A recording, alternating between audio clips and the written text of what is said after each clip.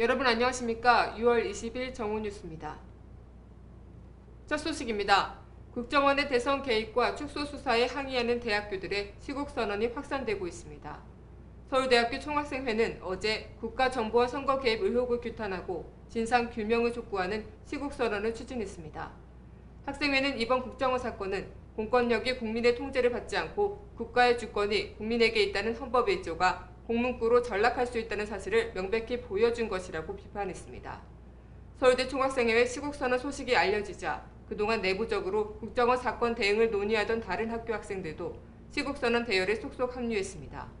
연세대와 고려대 총학생회는 공동으로 시국선언을 추진 중입니다. 더불어 고려대와 연세대는 제2캠퍼스까지 함께 시국선언을 하는 방안을 제안하겠다고 밝혔습니다. 이화 여대 총학생회도 어제 민주주의를 파괴하는 국정원 선거 개입과 경찰 축소 조사를 규탄한다는 시국선언문을 발표하며 동참했습니다. 숙명여대 총학생회 역시 시국선언문을 작성해 총학생회 페이스북 계정과 개인 SNS 등을 통해 학생들의 서명을 받기 시작했습니다. 이외에도 동국대와 덕성여대, 경기대, 중앙대 안성캠퍼스, 경희대 국제캠퍼스 등의 총학생회도 시국선언 동참을 검토 중인 것으로 전해졌습니다. 한내련 등 대학생 단체들은 내일 저녁 서울에서 국정원 국정조사를 촉구하는 촛불 집회를 열 예정입니다. 다음 소식입니다. 한국과 미국, 일본 세 나라가 어제 워싱턴에서 북핵 대응에 대한 협의를 갖고 북한과의 대화는 실질적인 진전을 가져와야 한다고 강조했습니다. 북중 전략 대화에 한미일 3국 회동이 진행되면서 북핵 외교전은 정점으로 치닫고 있습니다. 워싱턴에서 만난 한미일의 6자 회담 수석 대표들은 북한과의 대화 문제에 대한 기존의 원칙을 재확인했습니다.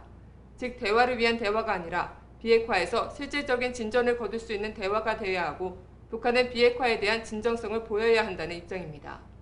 조건을 앞세우지 말고 대화를 먼저 진행할 것을 권고하는 중국 측 입장에 대해서는 섣불리 대화에 착수했다가 실패가 재현되면 상황이 더 악화될 것이라는 우려를 제기했습니다. 북한이 진정성을 보이는 문제에 대해서는 지난해 북한과 미국 간에 합의됐다가 무산된 229 합의가 구체적인 기준점으로 제시됐습니다. 베이징의 북중 대화와 워싱턴의 한미일 3국 회동을 거치면서 북핵 문제를 둘러싼 외교전은 정점으로 치닫고 있습니다. 남과 북, 그리고 미국과 중국이 벌이는 치열한 외교전의 결과는 한중 정상회담을 전후해서 가시화될 것으로 전망됩니다.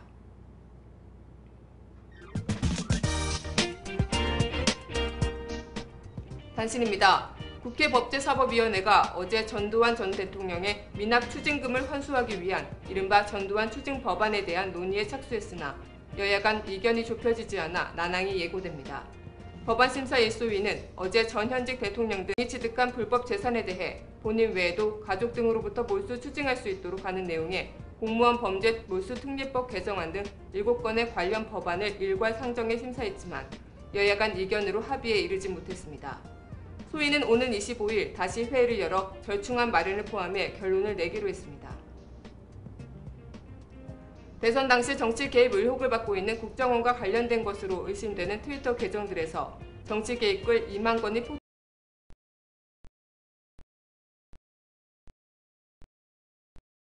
국정원 SNS 의심 계정 10개를 중심으로 복원을 시도해 분석한 결과 정치 개입 의심글 2만여 개를 찾아냈다고 밝혔습니다. 보도에 따르면 2만여 건의 글들 중 박원순 시장과 반값 등록금, 무상 보육 등과 관련한 글은 2천여 건이었으며 대부분 비판적인 내용이었던 것으로 알려졌습니다. 서울중앙지검 공안일부는 어제 18대 대선에서 완주하지 않고 선거 보조금 27억 원을 챙긴 혐의로 고발된 통합진보당 이정희 대표에 대해 무혐의 처분했습니다. 검찰은 이정희 대표가 대선 후보로 등록했다가 사퇴한 사실만으로는 사기 혐의를 적용하기 어렵고 처음부터 중앙선관위를 속여 선거 보조금을 가로채려는 의사가 있었다고 볼 수 없다고 판단했습니다.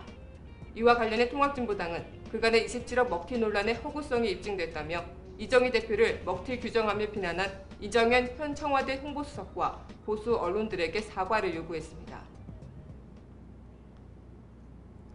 스포츠에 있어 가장 중요한 것은 공정한 심판이죠. 공정한 심판이 없다면 그것은 깨끗한 플레이라고 할 수 없습니다. 정치에 있어서도 오심이 있었다면 다시 바로잡고 시정해야 합니다.